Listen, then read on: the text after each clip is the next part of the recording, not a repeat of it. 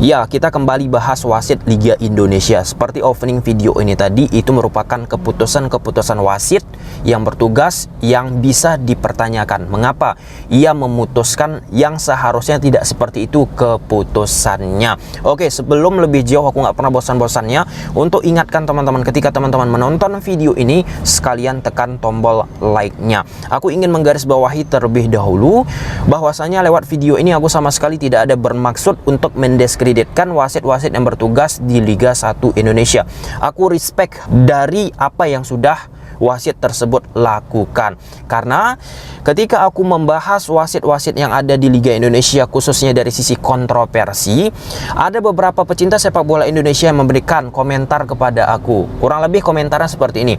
Bang, wajar wasit kita melakukan kesalahan-kesalahan, karena kalau kita lihat di sepak bola luar negeri, Liga Inggris, Liga Spanyol, Liga Italia, dan liga-liga lainnya, ada juga kok wasit melakukan kesalahan-kesalahan yang harusnya itu tidak terjadi. Nah, hal tersebut komentarnya pernah aku jumpai juga pada saat aku melakukan diskusi eksklusif dengan Ketua Komite Wasit PSSI eranya Pak Iwan Bule, dan videonya sudah aku posting lewat kanal YouTube Tommy Deski ini, yang kurang lebih sama seperti apa yang disampaikan oleh pecinta sepak bola Indonesia yang ditujukan kepada aku. Jadi yang ingin aku sampaikan, berhubung di awal Liga 1 ini wasit menjadi sorotan, bukan berarti aku tidak mengapresiasi wasit-wasit yang bagus di Liga 1 Indonesia. Oke, coba lihat flashback ke belakang teman-teman. Mungkin hanya kanal YouTube Tommy Deski ini yang ada membahas khusus satu wasit di satu video. Contoh, wasit Fajar Purkon. Ia bertugas sebagai asisten wasit ya, lebih tepatnya. Nah, di beberapa pertandingan aku menyaksikan tajamnya mata yang dimiliki oleh Fajar Purkon ini. Situasi offside yang tipis, ia mampu justifikasi bahwa itu offside, itu tidak onside. Itu aku jadikan satu video. Kemudian wasit Bayangkara FC menghadapi Bali United, dipimpin oleh wasit Yudi Nur Cahya. Nah, di situ pemain Bali United mempertanyakan keputusan wasit. Mengapa tidak meniup peluit dulu baru memberikan izin kepada pemain Bayangkara FC untuk melakukan tendangan corner kick? Ini tanpa meniup peluit, pemain Bayangkara langsung melakukan tendangan corner kick dan tercipta gol. Kalau nggak salah saat itu lewat Dendi Sulistiawan. Di situ aku bahas bahwa keputusan wasit benar, wasit menerapkan law of the game. Jadi kalau misalnya ada orang yang mengatakan wah ini cuma cari viral, enggak. Ada wasit bagus, kita bahas. Berhubung Liga 1 pekan pertama, pekan kedua ini sorotan banyak sekali tertuju ke wasit, ya kita bahas. Kedepannya ada wasit bagus, pasti wasit bagus tersebut kita bahas. Oke, ada beberapa poin yang ingin aku sampaikan lewat video ini. Kurang lebih ada 5. Seorang wasit itu biasanya dites kemampuannya. Pertama lewat teori-teori soal, kemudian lewat video tes, fisik tes. 3 ini kalau nggak salah untuk wasit yang ada di Liga Indonesia. Sisi yang harusnya juga diperhatikan, tes psikologi bagi aku teman-teman ya. Entah sekarang ada aspek psikologi juga di tes, coba tulis di kolom komentar. Mungkin ada kesilapan aku mendapatkan informasi. Kenapa seorang wasit penting banget psikologi tes ini diuji terhadap dirinya?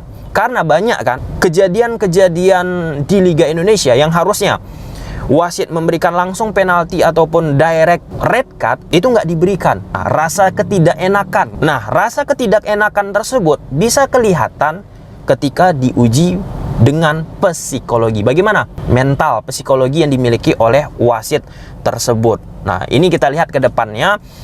Aku optimis dengan apa yang dilakukan oleh Ketua Umum PSSI, dan kebetulan Pak Erick Thohir juga selaku Ketua Komite Wasit PSSI. Aku berharap, karena jauh-jauh hari teman-teman aku menghubungi beberapa exco PSSI, bisa diskusi dengan Ketua Komite Wasit PSSI, dan kebetulan kebetulan diisi pula oleh Pak Erick Thohir. Suatu saat nanti aku yakin bisa berbicara langsung dengan Pak Erick Thohir. Oke, tadi ada beberapa tes yang aku sampaikan selain psikologi tes. Ada soal ataupun teori. Dan notabene kalau aku lihat di berbagai macam media, kalau teori-teori soal teman-teman, wasit kita nilainya bagus. Tapi dua problematika rata-rata wasit yang ada di Liga Indonesia di dua tes lainnya, yaitu video test dan physical test. Aku ingin lebih kuat ke posisi video test. Video test ini teman-teman, wasit akan ditampilkan sebuah video potongan kejadian yang ada di atas lapangan. Nah, jadi di situ wasit yang dites akan menggambarkan, menjelaskan, menjawab bagaimana pandangannya terhadap video yang diputar, video yang ditampilkan. Dari situasi tersebut biasanya akan banyak muncul persepsi, interpretasi. Ini aku contoh lewat YouTube aku, lewat TikTok aku, lewat Twitter aku teman-teman, @tommy_deski. Kan sering kita bahas keputusan wasit langsung lewat video. Oke. Ketika aku membahas keputusan-keputusan wasit khususnya perihal handball, itu pasti banyak di kolom komentar interpretasi, pandangan-pandangan lain. Kan kayak gini bang, kan kayak gini bang, kan kayak gitu bang. Nah, hal inilah kalau misalnya teman-teman tahu, wasit-wasit kita pun dites, ditampilkan, dikasih dia video untuk menjawab dari situasi video tersebut. Nah, kalau misalnya wasit tersebut paham law of the game secara komprehensif teman-teman, maka akan sangat mudah ia untuk menjawabnya. Nah, di sisi lain, aku pun harus katakan, ini aku dapat informasi, law of the game yang dikeluarkan oleh IFAB sekarang ini teman-teman, itu banyak bisa diinterpretasi kemana-mana. Contoh, tipikal serious ball play. Ini kan banyak menjadi perdebatan. Ingat laga Man United menghadapi Soton, Casemiro dikeluarkan oleh wasit. Nah, di situ banyak lagi muncul video-video lain yang menjelaskan, wah kenapa di laga lain enggak kartu merah dikeluarkan oleh wasit, dan seterusnya.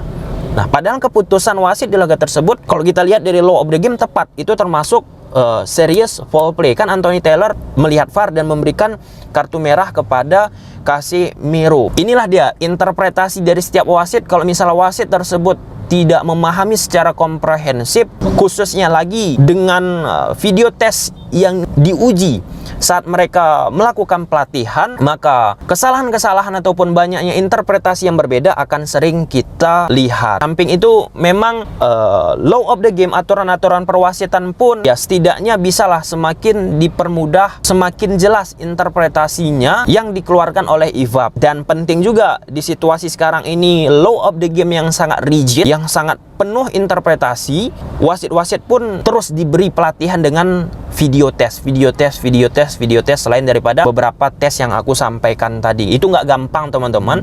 Banyak akhirnya aku diskusi juga dengan wasit-wasit. Aku nggak usah sebutkan nama wasitnya, aku kasih video, diskusi lah.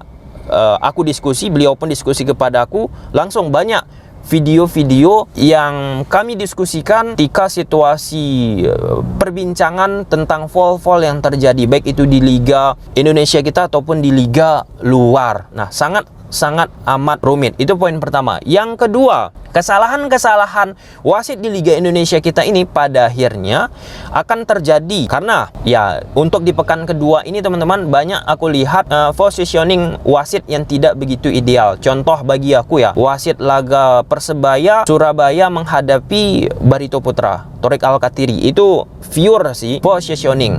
Nah, positioning ini akan mengakibatkan wasit pun tidak mengambil keputusan dengan akurat.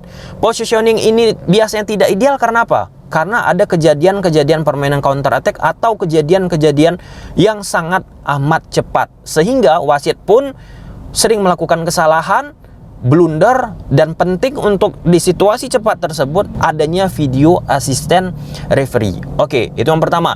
Yang kedua, tidak memahami yang aku sampaikan tadi, law of the game. Law of the game yang rigid, yang sulit, yang banyak interpretasi. Itu ada momen di lapangan, aku yakin wasit pasti ragu-ragu. Aku lihat video tes, aku ingat video tes ketika diuji kayak gini, diambil keputusan, aku lakukan aja seperti itulah. Aku lihat juga di video tes sebelum-sebelumnya, pernah juga kok diberi kartu seperti ini, aku buat seperti ini. Nah, Seperti itu momen dilematis yang aku yakin dirasakan oleh wasit-wasit kita. Dan ya, di situasi tidak adanya video assistant referee untuk sepak bola Indonesia kita yang notabene disebut oleh banyak pemain ataupun pelatih yang mengandalkan lari kencang, cepat. Ini riskan untuk wasit-wasit yang ada di Liga Indonesia. Oke, yang ketiga, efek wasit yang buruk ini mempengaruhi loh untuk brand, untuk sponsor, untuk branding Liga Indonesia. Contoh, kejadian ini masuk ke poin keempat jadinya. Kejadian Elias Dolah, pemain Bali United saat menghadapi Barito Putra, itu mukanya ya ada perebutan bola dan mukanya terkena kaki pemain Borneo kalau nggak salah, Pato teman-teman, menjadi sorotan media Thailand, media luar, dengan judul berita yang sangat bombastis yang mereka buat. Brutal, kejadian brutal di Liga 1 Indonesia. Nah, ini sedikit tidaknya aku pun mendapat informasi ini dari Dirut PT LIB tahun lalu teman-teman. Ini mempengaruhi mata sponsor karena Liga Indonesia masih bermasalah nih dari sisi wasitnya.